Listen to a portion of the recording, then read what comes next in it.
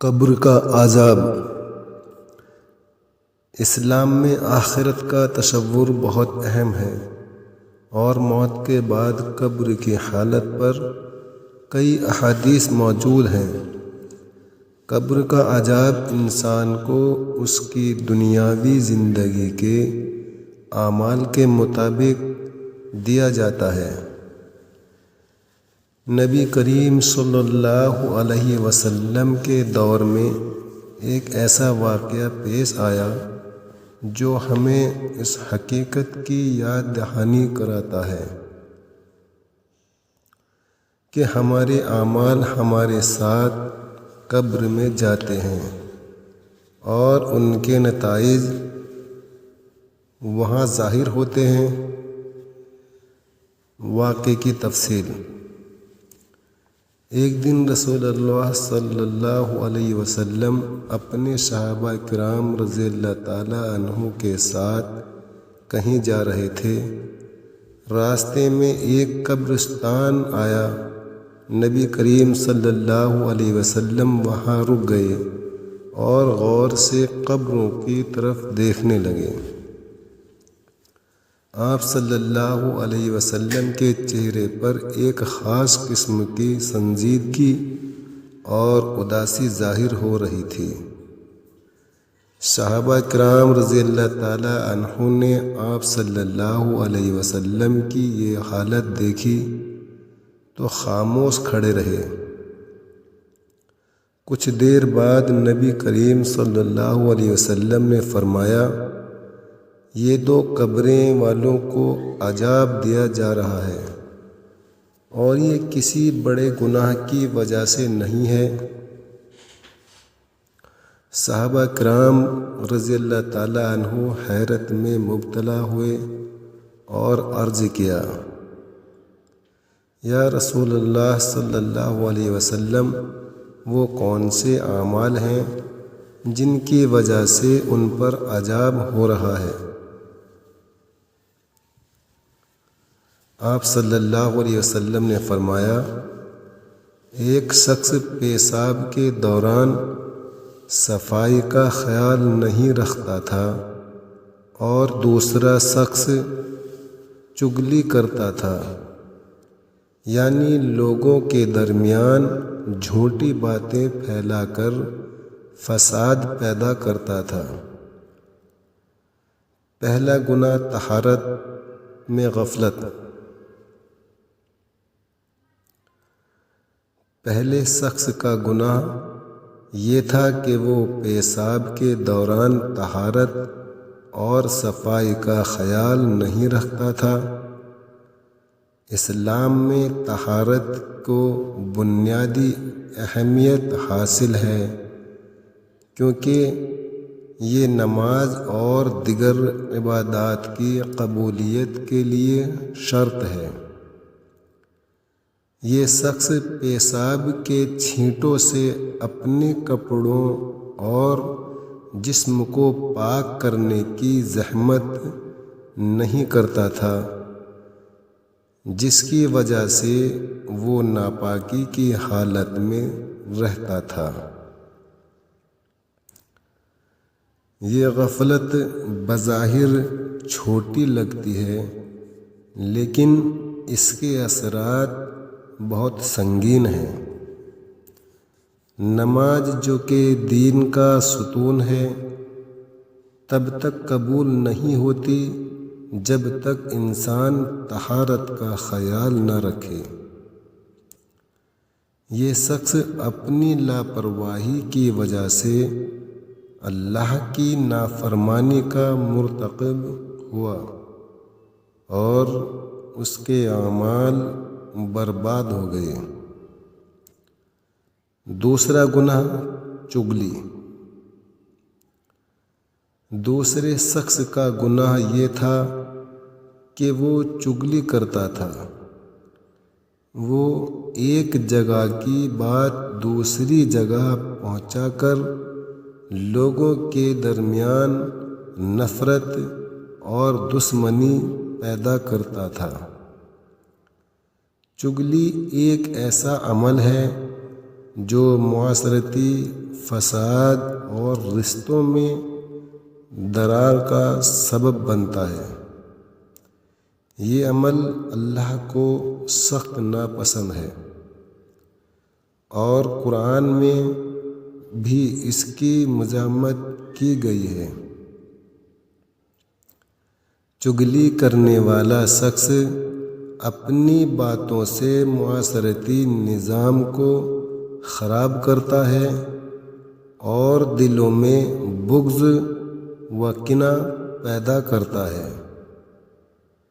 اس کی یہ عادت نہ صرف دنیا میں دوسروں کے لیے مشکلات پیدا کرتی ہے، بلکہ آخرت میں اس کے لیے سخت عذاب کا باعث بنتی ہے۔ نبی کریم صلی اللہ علیہ وسلم کا عمل۔ اس واقعے کے بعد نبی کریم صلی اللہ علیہ وسلم نے ایک تازہ درخت کی شاخ منگوائی۔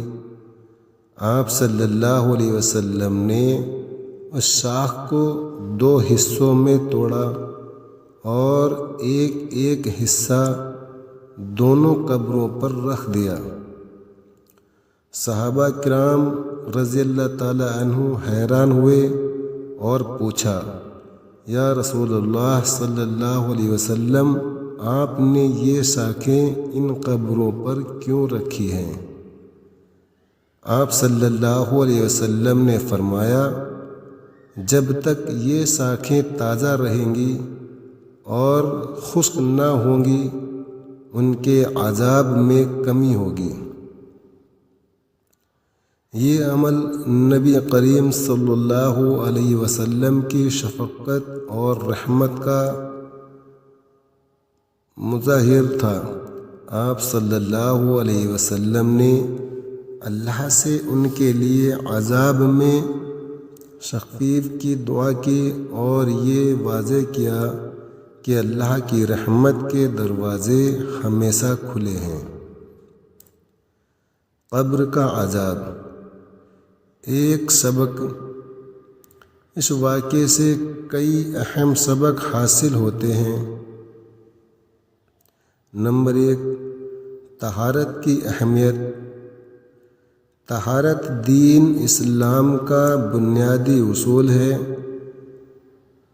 ہمیں اپنی جسمانی اور روحانی پاکیزگی کا خاص خیال رکھنا چاہیے۔ پیشاب کے دوران صفائی کا خیال نہ رکھنا ایک معمولی بات سمجھا جاتا ہے، لیکن یہ معمولی سی غفلت قبر میں سخت عذاب کا سبب بن سکتی ہے۔ نمبر 2، زبان کا صحیح استعمال۔ زبان انسان کے اعمال کا سب سے اہم حصہ ہے۔ چغلی، غیبت اور جھوٹ بولنا ایسے گناہ ہیں جو نہ صرف دنیا میں برائی کا سبب بنتے ہیں بلکہ آخرت میں بھی سخت سزا کا باعث بنتے ہیں۔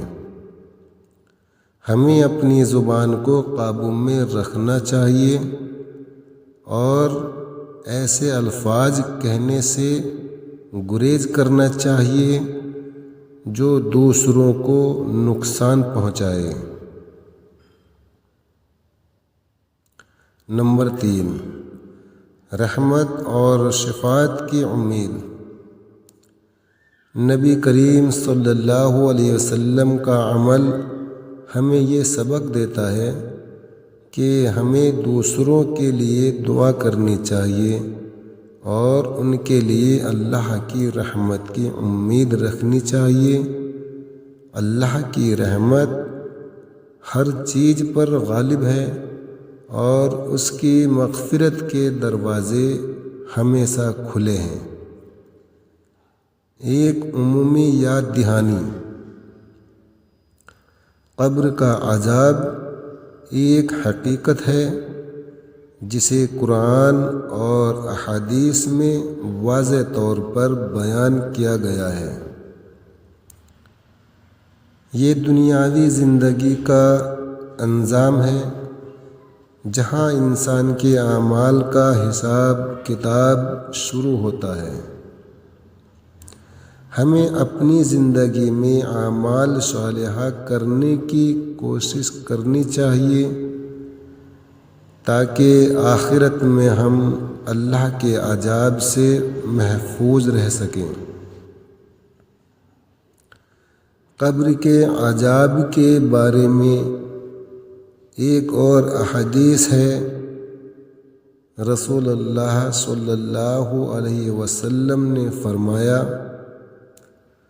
قبر جنت کے باغات میں سے ایک باغ ہے یا جہنم کے گڑھوں میں سے ایک گڑھا ہے۔ ترمذی۔